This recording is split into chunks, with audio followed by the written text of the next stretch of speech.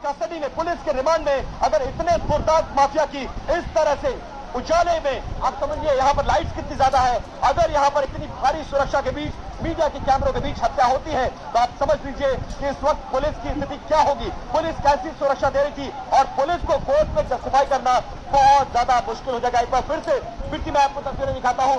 ये गेट देखिए, इसी गेट से जो अतीक अहमद, उसका भाई यहाँ पर दाखिल हुए थे और अंदर मेडिकल के लिए गए थे।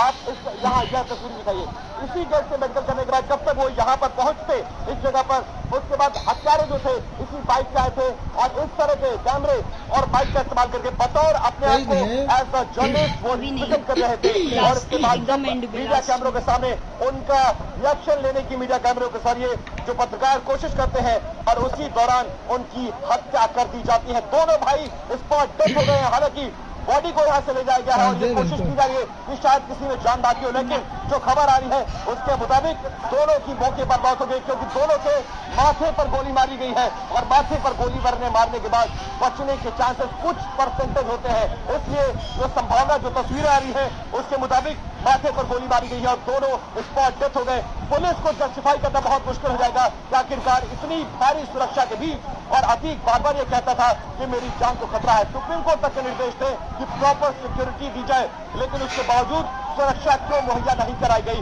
कैसे अतीक की हत्या कर दी गई, कैसे अशरफ की हत्या कर दी गई? और आज शाम भी पुलिस थाने से लेकर निकली गई थी, उस समय भी, क्योंकि कल से लगातार हम इसको फॉलो कर रहे हैं, महज 3 गाड़ियों में पुलिस की सीट में बैठाकर जब साबरमती जेल चलाया जाता है तो लगभग 100 पुलिसकर्मी उसकी सुरक्षा में तैनात रहते हैं। लेकिन धूमनगंज आने के बाद पुलिस की सुरक्षा में क्यों? आखिर ये जिम्मेदारी किसकी और गाज किस पर गिरेगी? बेशक वो माफिया हो, लेकिन उनको सजा देने का अधिकार कोर्ट का था।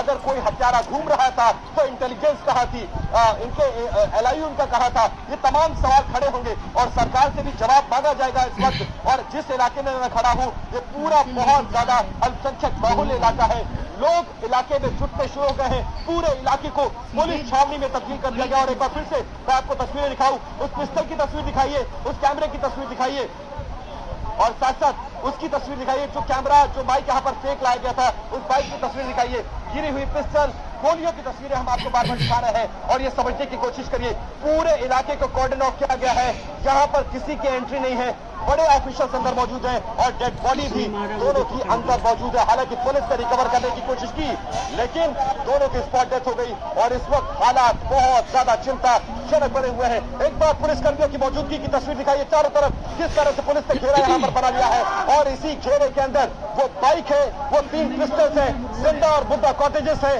और उस 6 पत्रकार जो बनकर आए थे उनके बाइक और कैमरे भी थी यहाँ पर।